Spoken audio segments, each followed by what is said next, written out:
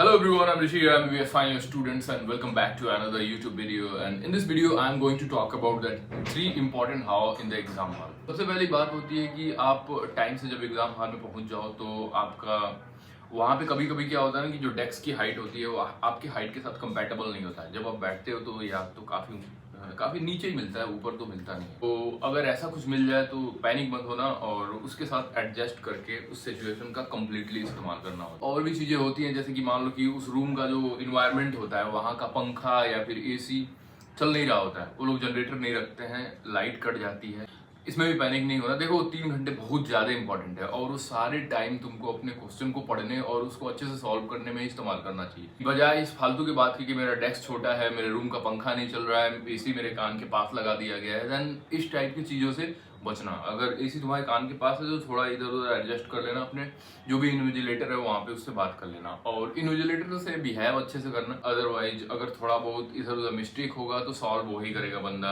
और टाइम से तुमको पेपर मिल जाना भी एक टाइप की ब्लेसिंग है।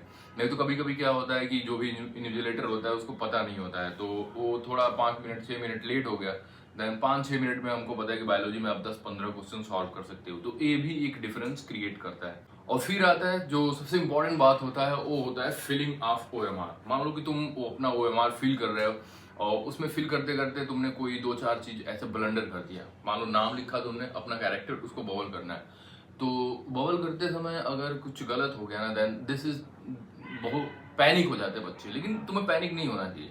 मैंने देखा ना बहुत सारे, जैसे मैं भी नीट का एग्जाम दिया हूँ और मेरे बहुत सारे जो मेरे साथ पढ़ने वाले थे उन्होंने बताया कि मैंने ये सारी बबल उसमें मिस्टेक की थी, लेकिन उनके रिजल्ट पे, उनके जो भी एग्जाम का प्रोसेस था उस पर बहुत ज़्यादा फर्क नहीं पड़ा।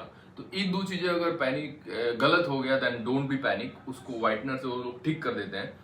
और चूंकि तुम्हारा नाम और रोल नंबर एक जगह नहीं कई जगह लिखा जाता है, तो ये चीज़ें होती है जो कॉम्प्रोमाइज कर लेती हैं। अब एक जगह तो है नहीं कि वहाँ से अगर तुमने मिस्टेक कर दिया तो वहाँ पे गलत है तो गलत नहीं, वो हर जगह से मिलाया जाता है। और अगर तुम्हारी जो ओएमआर है अगर मशीन से नहीं चेक हो पा रही है तो हाथ से चेक होता है, तो रिजेक्ट कभी नहीं होता है। तो ये ध्यान रखना और बहुत ज़्यादा मिस्टेक नहीं करना कि क्वेश्चन फिल करना है, क्वेश्चन सॉल्व कर लिया और उसको तुम्हें फिल करना है। तुम ऐसा मत करना कि तुम सारे क्वेश्चन एक बार सॉल्व कर लिया फिर एक एक करके ऐसे सारे भरना शुरू किया।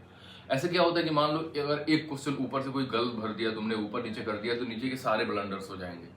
तो एक स्ट्रेटेजी बना सकते हैं, जैसे कि मान लो तुमने 10 क्वेश्चन सॉल्व किया, 10 को भर दिया, या फिर एक पेज सॉल्व किया और एक पेज पे जितने भी थे उसको तुमने भर के उसे बराबर कर दिया।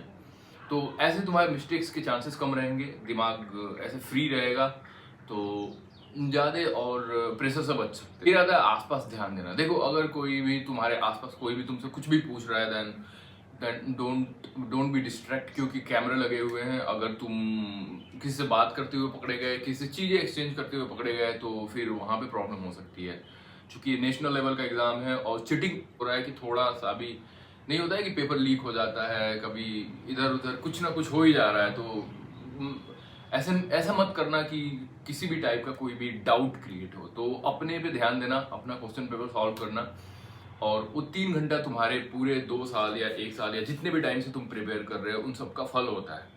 तो वो 3 घंटा बहुत ही इंपॉर्टेंट होता है। भगवान से ऐसे प्रे करना कि वो 3 घंटा तुम्हारे लाइफ का जो सबसे बेस्ट 3 घंटा होने वाला है, जिससे तुम्हारा फ्यूचर डिसाइड होने वाला है, उसमें तुम्हें काम रखे, एकदम शांत दिमाग रहे, दिमाग ठंडा रहे, बीच बीच में पानी पीते रहना भी एक बेस्ट आइडिया हो सकता है। और अगर तुम ऐसे पेज से क्वेश्चन सॉल्व करते हुए आ रहे हो और ऐसे दिमाग में बहुत उलूल उलूल आ रहा है, तो 1 मिनट या 1.5 मिनट के लिए अगर तुम शांत रह के गहरी सांस लोगे तो वो चीज़ें थोड़ी बहुत काम कर जाती है। और फिर आता है एक टेक्निक की क्वेश्चन पेपर को सॉल्व कैसे करें। देखो क्वेश्चन पेपर को सॉल्व करने का भी एक मेथड होता है। सबसे पहले तुम्हें ना वो चीज़ें सॉल्व करनी चाहिए जो तुम्हारे टिप ऑफ टंग है, जो तुम्हें बहुत अच्छे से आता है। लाइक अगर बायोलॉजी से शुरू किया तो बायोलॉजी में सब कुछ मेमोरी बेस होता है और तुमने अच्छे से पढ़ा भी होता है, तो उसी सेक्शन से शुरू करना चाहिए। बायोलॉजी के पेपर को एक बार खोलो और उसको सॉल्व करते जाओ, maximum of the question solve हो जाएंगे अगर तुमने ढंग से तैयारी किया है तो। उसको सॉल्व करने के बाद पूरा सॉल्व करने की जरूरत नहीं है। अगर कोई क्वेश्चन नहीं आ रहा है, कोई रिकॉल नहीं कर पा रहे हो, तो ऐसा नहीं है कि फिर दोबारा नहीं। एक बार तुम बायोलॉजी को एक बार देखो, एक बार में जितना सॉल्व होता है सॉल्व करो। फिर केमिस्ट्री पे जाओ, एक बार देखो, एक बार में जितना सॉल्व होता है करो। फिर फिजिक्स पे जाओ, सेम पैटर्न अपनाओ, एक बार देखो, एक बार में जितना सॉल्व होता है। फिर पूरे इंटायर पेपर को दोबारा विजिट करो। फिर बायोलॉजी पे आओ, जो भी क्वेश्चन उसमें छूटे हुए हैं उसको सॉल्व करने की कोशिश करो। ज़्यादा टाइम ना देते हुए फिर केमिस्ट्री पे आओ, फिर फिजिक्स पे आओ। तो इस टाइप से अगर 2-3 बार करोगे ना, तो तुम्हारी जो एरर्स हैं वो मिनिमाइज हो जाएंगे, तुम्हारे मिस्टेक्स जो है वो कम हो जाएंगे और तुम्हारे सही होने के चांसेस ज़्यादा हो जाएंगे। तो किसी भी क्वेश्चन पे स्टक नहीं होना सबसे बड़ा समझदारी होता है, क्योंकि अगर तुम एक क्वेश्चन लेके बैठ गए तो वहां पे तुम्हारा कितना टाइम निकल जाएगा, कभी कभी 5 मिनट निकल जाता है, 6 मिनट निकल जाता है। तो ये बहुत ज़्यादा दिमाग पे स्ट्रेस और पैनिक सिचुएशन क्रिएट कर देता है। तो अगर कोई क्वेश्चन नहीं आ रहा है तो वहां से तुरंत फ्लाई होना होता है, और फिर दोबारा जब विजिट करोगे तो ये ज़्यादा चांसेस है कि वो तुम्हें क्वेश्चन सॉल्व हो जाएंगे तुमसे। तो इसमें और डिफिकल्टी बहुत ज़्यादा होता नहीं है, अगर तुम समझदारी से सॉल्व किए देन तुम्हारा डे बेस्ट होगा। और मैं गॉड से यही विनती करता हूँ कि तुम्हारा पेपर अच्छा हो, तुम्हें जीएम से मिल जाए, तुम्हारा ड्रीम कॉलेज तुम्हें मिल जाए। और तो इस वीडियो में इतना ही बोलना था। All the best for your NEET exam, and if you like this video then please smash the like button, subscribe to my channel, और फिर मिलते हैं एक और वीडियो में। तब तक के लिए बाय बाय।